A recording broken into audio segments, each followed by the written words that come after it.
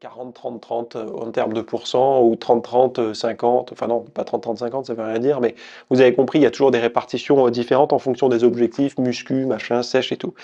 Et bien pour certaines personnes, de manger moins de 26% de son total calorique sous forme de glucides, ça les mène à avoir plus d'anxiété.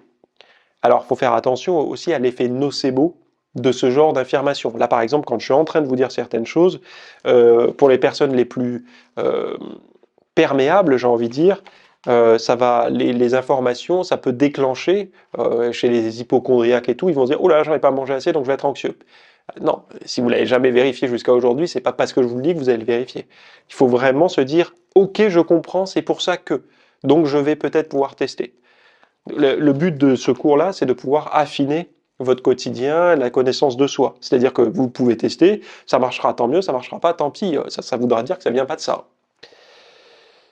Donc cette augmentation a été particulièrement observée en Australie, donc la hausse de l'anxiété et tout, et dans les études utilisant l'inventaire d'anxiété d'état de Spielberger, pardon, pour évaluer l'anxiété à la base, c'est fait pour les compétitions de sportifs, donc vous pouvez faire le test hein, pour tester votre niveau d'anxiété actuel.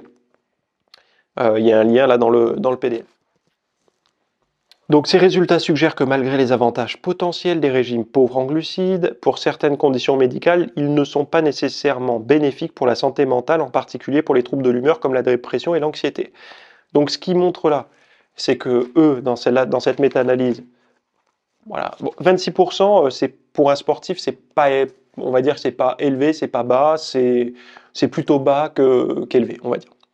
Mais après, pour la personne de la vie de tous les jours qui fait pas de sport, qui est sédentaire, c'est là où ça devient plus problématique. C'est là en fait où on voit que le sport, l'activité physique, en tout cas la non-sédentarité, devient obligatoire. Parce que si on veut réguler son poids que par l'alimentation, ça pose problème à un moment donné. Si on n'a pas le facteur dépense calorique dans le quotidien, mouvement, masse musculaire, tout ça, quoi. Merci d'avoir regardé ce rapide extrait. Donc dans la version longue, vous allez avoir le régime pour booster la sérotonine, donc mis en place par un professeur début des années 2000 pour justement les personnes en surpoids qui étaient petits transporteurs de sérotonine et qui avaient du mal justement à réduire les glucides, à ne pas avoir de pulsions sucrées, etc. dans la journée. Donc il avait mis en place un protocole avec des collations et tout ça qui permettait de rehausser la sérotonine.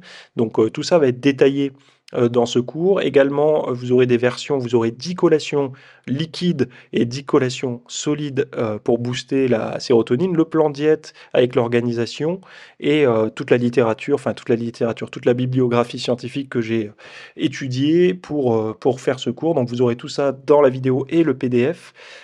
Donc voilà, le lien se trouve juste dans la description sous cette vidéo. À tout de suite.